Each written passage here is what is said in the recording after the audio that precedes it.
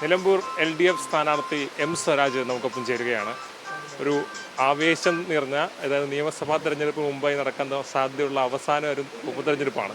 അതിൻ്റെ ഒരു ആവേശം നാടാകെ കാണാനുണ്ട്. ഈ തെരഞ്ഞെടുപ്പ് പ്രഖ്യാപിച്ചത് മുതൽ സാധാരണ ഒരു മഴക്കാലത്ത് നടക്കുന്ന തെരഞ്ഞെടുപ്പിന് ഇത്രയധികം ആവേശം ഉണ്ടാകും എന്നുള്ള ചോദ്യം അവിടെയുണ്ട്. പക്ഷേ നാടാകെ ഈ തെരഞ്ഞെടുപ്പിനെ ഏറ്റെടുത്തു കഴിഞ്ഞു. അതിനെക്കുറിച്ച് ആദ്യം അതായത് മഴയുടെ തണുപ്പിനെ തെരഞ്ഞെടുപ്പിൻ്റെ ചൂട് മറികടക്കുന്ന ഒരനുഭവമാണുള്ളത്. നിങ്ങൾ പറഞ്ഞത് ശരിയാണ്. അടുത്ത നിയമസഭാ തെരഞ്ഞെടുപ്പിന് മുന്നോടിയായി മറ്റൊരു ഉപതെരഞ്ഞെടുപ്പ് ഉണ്ടാകാൻ ഇനി ഒരു സാധ്യതയുമില്ല. ഒപ്പം വരാൻ പോകുന്ന തദ്ദേശ തെരഞ്ഞെടുപ്പും, ഈ രണ്ട് തെരഞ്ഞെടുപ്പുകൾക്ക് മുൻപ് നടക്കുന്ന ഒരു ഉപതെരഞ്ഞെടുപ്പ്, ആ രാഷ്ട്രീയ പ്രാധാന്യം ഈ തെരഞ്ഞെടുപ്പിനുണ്ട്. എനിക്ക് തോന്നുന്നു സ്വാഭാവികമായും വോട്ടർമാർ ആ പ്രാധാന്യം ഈ തെരഞ്ഞെടുപ്പിന് നൽകുന്നുണ്ട്.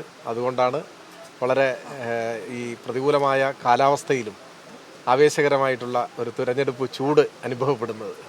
ഈ അങ്ങനെ നടക്കുന്ന ഒരു തെരഞ്ഞെടുപ്പിൽ സർക്കാരിൻ്റെ വിലയിരുത്തലാണെന്ന് പറയുക അത്ര എളുപ്പമുള്ള കാര്യമല്ല. അങ്ങനെ പറയാനുള്ള ധൈര്യം അതെങ്ങനെയാണ്? അത് സത്യത്തിൽ വ്യക്തിപരമായി ഏതെങ്കിലും ഒരാളുടെ ധൈര്യം മാത്രമല്ല, ജനങ്ങൾ അവരുടെ ജീവിതാനുഭവങ്ങളിൽ നിന്ന് ഈ ഗവൺമെൻറ് തുടരണമെന്ന് ആഗ്രഹിക്കുന്നുണ്ട്. ആഗ്രഹം വളരെ പ്രകടമാണ്. അപ്പോൾ ഇടതുപക്ഷക്കാർ മാത്രമല്ല, ചിലപ്പോൾ ഇടതുപക്ഷത്തെ വിമർശിക്കുന്നവർ, എതിർക്കുന്നവർ, ചില തെരഞ്ഞെടുപ്പുകളിൽ ഇടതുപക്ഷത്തിന് വോട്ട് ചെയ്യാത്തവർ, അങ്ങനെയൊക്കെ ഉള്ളവരിൽ പോലും എന്തെല്ലാം വിമർശനങ്ങൾ നിലനിൽക്കുമ്പോഴും കേരളം ഭരിക്കാൻ നല്ലത് LDF ആണ് എന്ന ചിന്ത ശക്തമാണ്. അതിൻ്റെ കാരണം ഈ ഗവൺമെൻറ്റിൻ്റെ പ്രവർത്തനങ്ങളാണ്. ഇപ്പോൾ ഞാനൊരു വളരെ ചെറിയ ഉദാഹരണം പറയാം. ഇപ്പോൾ കേരളത്തിൽ പവർ കട്ടില്ല. മുൻപ് UDF ഭരിക്കുമ്പോൾ ആദ്യം അരമണിക്കൂർ പവർ കട്ടായിരുന്നു, പിന്നെ 1 മണിക്കൂർ പവർ കട്ടായിരുന്നു. വ്യവസായങ്ങൾക്ക് 100% പവർ കട്ടായിരുന്നു. അങ്ങനെ ഒരു നാടായിരുന്നു കേരളം. പക്ഷെ നിങ്ങളിപ്പോൾ നോക്കൂ, പവർ കട്ടില്ല. അപ്പോൾ ഇടതുപക്ഷക്കാരനല്ലാത്ത ഒരാളും, ഇടതുപക്ഷത്തോട് വിയോജിപ്പുള്ള ഒരാളും പക്ഷേ പഴയ പവർ കട്ടിൻ്റെ കാലം തിരിച്ചു വരണമെന്ന് ആഗ്രഹിക്കില്ല. അവർ ഈ പുരോഗതി തുടരണം എന്ന് തന്നെയാണ് ചിന്തിക്കുക. അപ്പോൾ അതുകൊണ്ട് ഇത്തരം കാര്യങ്ങളെല്ലാം ചർച്ച ചെയ്യുമ്പോൾ ഞങ്ങൾക്ക് ആത്മവിശ്വാസമാണ്. വൻതോതിലുള്ള വികസനം, അതുപോലെ തന്നെ ജനക്ഷേമ പദ്ധതികൾ, ഇതെല്ലാം കൂടുതൽ ശക്തിപ്പെടേണ്ടതുണ്ട്. കേരളം ഇനിയും വളരേണ്ടതുണ്ട്. അതിലൊന്നും രാഷ്ട്രീയം കാണേണ്ട കാര്യമില്ല. ആ ഒരു ആത്മവിശ്വാസം ഉള്ളതുകൊണ്ടാണ് ജനങ്ങൾ ഇതെല്ലാം വിലയിരുത്തും എന്ന് ഞങ്ങൾ പറയുന്നത്. ആ വിലയിരുത്തൽ ഇടതുപക്ഷത്തിന് അനുകൂലമായ വിധിയെഴുത്തിലേക്ക് നയിക്കും എന്നുറപ്പുള്ളതുകൊണ്ടാണ്. മറ്റൊരു പ്രത്യേകത എന്ന് പറഞ്ഞാൽ രണ്ടുപേരും, അതായത് പ്രധാന കക്ഷിയായിട്ടുള്ള UDF സർക്കാരിൻ്റെ വിലയിരുത്തലാകുമെന്ന് പറയുന്നു, അതുപോലെ തന്നെ LDF സർക്കാരിൻ്റെ വിലയിരുത്തലാകുമെന്ന് പറയുന്നു. പക്ഷേ ആ കാര്യത്തിൽ നമുക്ക് ഏതാണെങ്കിലും ഓർമ്മിക്കാം, സർക്കാരിൻ്റെ ഒരു കൃത്യമായ വിലയിരുത്തൽ ഉണ്ടാകുന്ന തെരഞ്ഞെടുപ്പായിരിക്കും. അതിൽ UDF പറയുന്നതിൽ പുതുമയില്ല. സാധാരണ എല്ലാ പ്രതിപക്ഷവും പറയും. പക്ഷേ ഭരണപക്ഷം ധൈര്യമായി അങ്ങനെ പറയുന്നത് അപൂർവമാണ്. ഞങ്ങൾ പറയുന്നത് സർക്കാരിൻ്റെ പ്രവർത്തനങ്ങൾ, അതിൽ തന്നെ വികസന പ്രവർത്തനങ്ങൾ, ക്ഷേമ പദ്ധതികൾ. 2, കേന്ദ്ര ഗവൺമെൻറ് കേരളത്തോട് സ്വീകരിക്കുന്ന അങ്ങേയറ്റം അപലപനീയമായ അനീതി നിറഞ്ഞ നയം, പ്രത്യേകിച്ച് സാമ്പത്തികമായി ഞെരിച്ചു കൊല്ലാനുള്ള നീക്കം, ഒപ്പം മതനിരപേക്ഷത ആക്രമിക്കപ്പെടുന്ന സാഹചര്യം. ഈ സാഹചര്യങ്ങളിൽ LDF എടുക്കുന്ന ഉറച്ച നിലപാട്, ഇതെല്ലാം ജനങ്ങൾ ചർച്ച ചെയ്യും. അതെല്ലാം ചർച്ച ചെയ്യട്ടെ എന്ന നിലപാടാണ് ഞങ്ങൾക്കുള്ളത്. പല കാലങ്ങളിലായി പല സ്ഥലത്ത് ജീവിക്കേണ്ടി വന്ന ഒരാളാണ് താങ്കൾ. ഈ മലപ്പുറവുമായിട്ടുള്ള ബന്ധം എങ്ങനെയാണ് സൂക്ഷിക്കുന്നത്? ഞാൻ ഒരു ചാനൽ ചർച്ചയിൽ കുറച്ച് കാലങ്ങൾക്ക് മുമ്പ് ഒരാൾ ഇത്തരത്തിൽ താങ്കൾ അവിടെ ഒരു ശാഖയിൽ പങ്കെടുത്തിട്ടുണ്ടെന്നൊക്കെ അടക്കമുള്ള വിമർശനം ഉന്നയിച്ച് പറയുമ്പോൾ വളരെ കൃത്യമായി അപ്പോൾ തന്നെ അങ്ങനെ ഒരു സ്ഥലം എൻ്റെ നാട്ടിലില്ല എന്ന് പറയാനുള്ള ധാരണ, അത് പെട്ടെന്ന് അങ്ങനെ നമുക്ക് പറയാൻ കഴിയുന്നില്ല. ഇപ്പം സ്വന്തമായി പരിചയമുള്ള നാട്ടിൽ പോലും നമുക്ക് ആ നാട്ടിൽ അങ്ങനെ ഒരു സ്ഥലമില്ലെന്ന് ഉറപ്പിച്ച് പറയാൻ കഴിയുന്ന ആ ഒരു ബോധ്യം ഇൻസ്റ്റൻ്റായിട്ട് അതെങ്ങനെയാണ്? അത് ഞാൻ ജനിച്ചു വളർന്ന നാടാണ്. കുട്ടിക്കാലം മുതൽ ഞാനിവിടെ ജനിച്ചു വളർന്ന് ഇവിടെ പഠിച്ച് അങ്ങനെ ഒരാളാണല്ലോ. അപ്പോൾ നമ്മുടെ ഇവിടുത്തെ ഒരു ഭൂമിശാസ്ത്രമെല്ലാം ഭംഗിയായിട്ട് നമുക്കറിയാം. നമ്മൾ കടന്നു പോകാത്ത ഒരു വഴിയും ഈ നിലമ്പൂർ നിയോജകമണ്ഡലത്തിൽ ഉണ്ടാവില്ല. ആ ഒരു പരിചയം കൊണ്ടാണ്. ഈ നിലമ്പൂരിനെ സംബന്ധിച്ച് PV അൻവർ ഫാക്ടർ അത് എത്രത്തോളം ശക്തമായിരിക്കും? PV അൻവർ ശക്തമായ വിമർശനമാണ് ഓരോ ഘട്ടങ്ങളിലും ഉന്നയിക്കുന്നത്. അപ്പോൾ സർക്കാർ പിണറായിത്തിനെതിരെയുള്ള ഒരു തെരഞ്ഞെടുപ്പ് എന്ന് അദ്ദേഹം കൃത്യമായി പറയുകയും ചെയ്യുന്നു. പക്ഷേ ഇപ്പോൾ അവിടെ ഒരു ക്യാമ്പിൽ പ്രശ്നമുണ്ടായിരിക്കുന്നു. ഇതെങ്ങനെയായിരിക്കും പ്രതിഫലിക്കുക? ഞങ്ങളത് അത്ര ഗൗരവമായി കാണുന്ന ഒരു കാര്യമല്ല, ഞങ്ങളെ ബാധിക്കുന്ന ഒരു പ്രശ്നവുമല്ല. ഇപ്പോൾ നിങ്ങൾ തന്നെ റിപ്പോർട്ട് ചെയ്തിട്ടുള്ളത്, മാധ്യമങ്ങൾ തന്നെ റിപ്പോർട്ട് ചെയ്തതനുസരിച്ച് UDFലുള്ള ഒരു പ്രശ്നമായിട്ടാണ് അത് വരുന്നത്. അദ്ദേഹം കഴിഞ്ഞ ദിവസം ഉയർത്തിയ വിമർശനങ്ങളും അങ്ങനെയല്ലേ, UDFനെതിരെയാണ് വളരെ ശക്തമായ വിമർശനങ്ങൾ ഉന്നയിച്ചത്. അത് അവരുടെ ഒരു പ്രശ്നമാണ്. ഞാനിപ്പോൾ ഒരു സ്ഥാനാർത്ഥിയായി മത്സരിക്കുന്നു എന്ന നിലയ്ക്ക് ഞാനതിലേക്ക് അവർ നേരിടുന്ന ഒരു ആഭ്യന്തര പ്രശ്നത്തിലേക്ക് കടക്കണമെന്ന് ആഗ്രഹിക്കുന്നതില്ല. അത് അവർ പരിഹരിക്കട്ടെ, ഞാൻ അതിനെക്കുറിച്ച് കൂടുതൽ കടന്നു പോകുന്നില്ല. ഈ മണ്ഡലം വളരെ പ്രത്യേകതകളുള്ള മണ്ഡലമാണ്. പ്രത്യേകിച്ച് വനാതിർത്തികളുണ്ട്. വനാതിർത്തിയുമായി ബന്ധപ്പെട്ട ധാരാളം പ്രശ്നങ്ങൾ, വന്യജീവി പ്രശ്നങ്ങൾ നമ്മൾ ചർച്ച ചെയ്തുകൊണ്ടിരിക്കുകയാണ്. ആ ഒരു ഘട്ടത്തിൽ ആ ഒരു വിലയിരുത്തൽ ഉണ്ടാകുമ്പോൾ ആ ഘട്ടത്തിൽ ആ കാര്യങ്ങളൊക്കെ എങ്ങനെ പരിശോധിക്കാനും നേരിടാനുമാണ് ഉദ്ദേശിച്ചത്? വളരെ സമ്പന്നമായ ഒരു വനാതിർത്തിയാണ് നിലമ്പൂരിനുള്ളത്. നിലമ്പൂർ വനങ്ങൾ എന്ന് പറഞ്ഞാൽ തന്നെ വളരെ പ്രസിദ്ധമാണ്. ഇവിടെ കുടിയേറ്റ മേഖലയാണ്.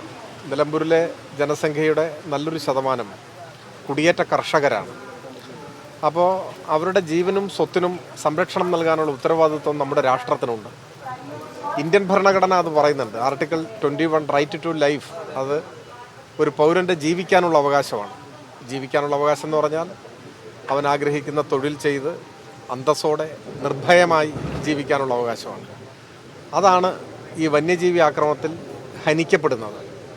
നിരവധി ദാരുണ സംഭവങ്ങൾ ഉണ്ടായിട്ടുണ്ട്. ഇവിടെ പാലിക്കപ്പെടുന്ന ഒരു നിയമം വളരെ വർഷങ്ങൾക്ക് മുമ്പ് ഇന്ത്യൻ പാർലമെൻറ്റ് പാസ്സാക്കിയ വന്യജീവി സംരക്ഷണ നിയമമാണ്, വൈൽഡ് ലൈഫ് പ്രൊട്ടക്ഷൻ ആക്ട്. അത് ഇന്ത്യൻ പാർലമെൻറ്റ് പാസ്സാക്കിയ ഒരു കേന്ദ്ര നിയമമാണ്. ആ നിയമത്തെ സംബന്ധിച്ച് വിമർശനമുണ്ട്. അത് മനുഷ്യൻ്റെ ജീവനും സ്വത്തിനും വേണ്ടത്ര പരിഗണന നൽകുന്നില്ല എന്നതാണ് വിമർശനം. അതുകൊണ്ട് തന്നെ ആ നിയമത്തിൽ ഭേദഗതി വരേണ്ടതുണ്ട്. എല്ലാവരും കക്ഷി രാഷ്ട്രീയത്തിന് അതീതമായി ആവശ്യം ഉന്നയിക്കണം.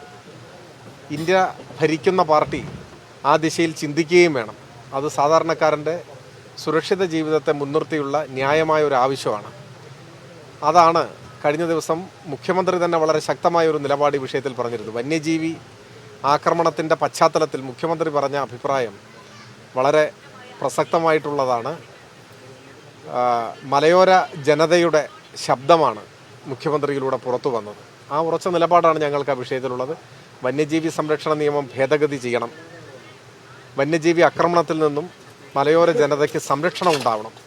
അതിനുള്ള ശാസ്ത്രീയമായ പദ്ധതിയൊക്കെ കേന്ദ്ര ഗവൺമെൻറ് സമർപ്പിച്ചിട്ടുണ്ട് കേരളം.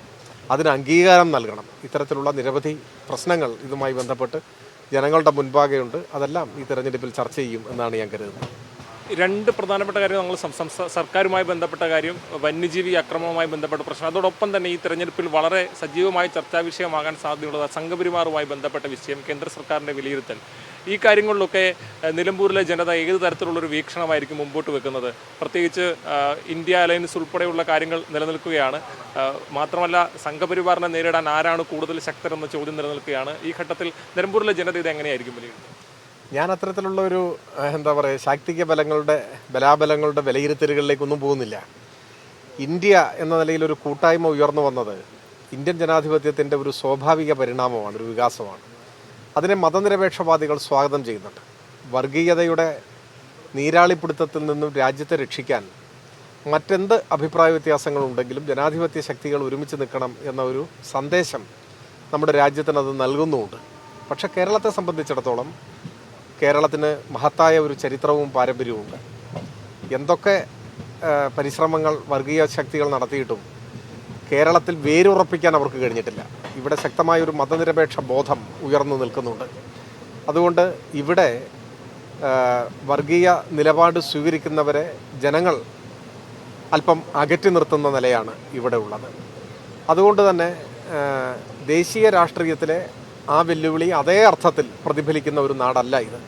പിന്നെ ആരാണ് വർഗീയതയുടെ ഭീഷണിയെ നേരിടുക എന്നൊക്കെ ചോദിച്ചാൽ പലർക്കും പല അവകാശവാദങ്ങളുണ്ടാവും. പക്ഷെ നമ്മുടെ മുൻപിൽ ചില വസ്തുതകളുണ്ട്. അത് ഇപ്പോൾ ഞാൻ ഒരുപാട് ഉദാഹരണങ്ങളിലേക്കൊന്നും പോകുന്നില്ല. ഒറ്റ കാര്യം നിങ്ങൾ നോക്കൂ, ഇന്ത്യയിലാകെ ഒരു സംസ്ഥാനം മാത്രം ഭരിക്കുന്ന പാർട്ടിയാണ് CPIM.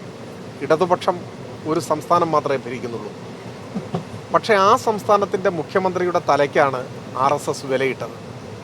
നിങ്ങളൊക്കെ റിപ്പോർട്ട് ചെയ്തിട്ടുണ്ടാവും, വർഷങ്ങൾക്ക് മുമ്പ് ഉജ്ജയിനിയിൽ നടന്ന ഒരു വലിയ സംഘപരിവാർ സമ്മേളനത്തിൽ പ്രസംഗിക്കുമ്പോൾ കുന്ദൻ ചന്ദ്രാവത്ത് എന്ന RSSൻ്റെ നേതാവാണ് കേരളത്തിൻ്റെ മുഖ്യമന്ത്രിയുടെ തല എടുത്തു കൊണ്ടുവന്നാൽ 1 കോടി രൂപ ഇനാം കൊടുക്കാമെന്ന് പരസ്യമായി പ്രഖ്യാപിച്ചത്. ആ വേദിയിൽ MP ഉണ്ട്, മറ്റ് മുതിർന്ന നേതാക്കന്മാരൊക്കെ ഉണ്ട്. എന്തുകൊണ്ടാണ് അങ്ങനെ? കേരള മുഖ്യമന്ത്രിയോട് വ്യക്തിപരമായ എന്തെങ്കിലും വിരോധമുള്ളതുകൊണ്ടല്ല. അദ്ദേഹം ഇടതുപക്ഷമാണ്, ഉറച്ച മതനിരപേക്ഷ നിലപാട് സ്വീകരിക്കുന്ന ആളാണ്, വർഗീയതയെ എതിർക്കുന്ന ആളാണ്. അതുകൊണ്ട് അയാളെ വകവരുത്തണമെന്നാണ്. നാളിതുവരെ ഒരു RSS നേതാവും ഒരു കോൺഗ്രസ് നേതാവിൻ്റെയും തലയ്ക്ക് വിലയിട്ട് നമ്മൾ കേട്ടിട്ടില്ല. ഇതൊക്കെ നേരിടേണ്ടി വരുന്നത്, ഇത്തരം ആക്രമണങ്ങൾ, ഭീഷണികൾ, വെല്ലുവിളികൾ ഒക്കെ നേരിടേണ്ടി വരുന്നത് ഇടതുപക്ഷത്തിനാണ് എന്നത് ആരാണ് വർഗീയതയ്ക്കെതിരെ ശക്തമായ നിലപാട്, വെള്ളം ചേർക്കാത്ത നിലപാട് സ്വീകരിക്കുന്നത് എന്നതിൻ്റെ തെളിവാണ്. അവസാനം വ്യക്തിപരമായ ഒരു കാര്യം കൂടി, ഈ പുസ്തകം വായിക്കുക, അറിവ് നേടുക എന്നുള്ളതൊക്കെ താങ്കളെ സംബന്ധിച്ച് സ്ഥാനാർത്ഥിയായതിനു ശേഷം എതിർപ്പാളയത്തിൽ നിൽക്കുന്ന ആളുകൾ പോലും വലിയ തരത്തിലുള്ള വായനയുള്ള ആളാണ് സ്വരാജ്, അത് ഞങ്ങൾ അംഗീകരിക്കുന്നുണ്ടെന്ന് പറയുന്നുണ്ട്. ശരിക്കും പറഞ്ഞാൽ വ്യക്തിപരമായി ഇതിന് രാഷ്ട്രീയ പ്രവർത്തനം, വളരെ തിരക്കുള്ള രാഷ്ട്രീയ പ്രവർത്തനത്തിൻ്റെ ഇടയ്ക്ക് എങ്ങനെയാണ് ഈ ലോകത്തിൻ്റെ വിവിധ ഇടങ്ങളിൽ ഉള്ള പുസ്തകങ്ങൾ വായിക്കാനും ആ കാഴ്ചപ്പാടുകൾ സ്വീകരിക്കാനും ഒക്കെ ഉള്ളൊരു സമയം കിട്ടുന്നത് എങ്ങനെയാണ്? ആഗ്രഹിക്കുന്നതിനനുസരിച്ച് വായിക്കാൻ കഴിഞ്ഞിട്ടുള്ള ഒരാളൊന്നും അല്ല ഞാൻ. നമുക്ക് സാധിക്കുന്ന പോലെ വായന ഇഷ്ടമാണ്, അത് കുട്ടിക്കാലം മുതലേ ഉള്ളൊരു ഇഷ്ടമാണ്. എൻ്റെ അച്ഛൻ എൻ്റെ ബാല്യകാലത്ത് അന്ന് കാൻഫെഡ് എന്ന് പറഞ്ഞൊരു മൂവ്മെൻ്റ് ഉണ്ടായിരുന്നു.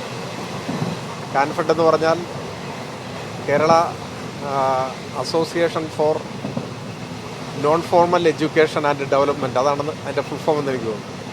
അനൗപചാരിക വിദ്യാഭ്യാസ പദ്ധതിയാണ്. അപ്പോൾ അതിൻ്റെ ഒരു പ്രവർത്തകനായിരുന്നു. അപ്പോൾ നവസാക്ഷരരായിട്ടുള്ള ആളുകൾക്ക് വായിക്കാനായിട്ട് കാൻഫെഡ് ധാരാളം പുസ്തകങ്ങൾ ഇറക്കും. അപ്പോൾ എൻ്റെ കുട്ടിക്കാലത്ത് ഇത്തരം പുസ്തകങ്ങളൊക്കെ വീട്ടിലുണ്ട്. ആ പുസ്തകങ്ങളൊക്കെ ഞാൻ കാണുന്നുണ്ട്. അപ്പോൾ അങ്ങനെയുള്ള പുസ്തകങ്ങളാണ് ഞാൻ ആദ്യമായി വായിച്ചു തുടങ്ങിയത്. അത് അങ്ങനെ ഒരു ശീലമായി. എൻ്റെ അധ്യാപകരും വായനയെ നന്നായി പ്രോത്സാഹിപ്പിക്കുന്നവരായിരുന്നു. കുടുംബാന്തരീക്ഷവും അങ്ങനെയായിരുന്നു.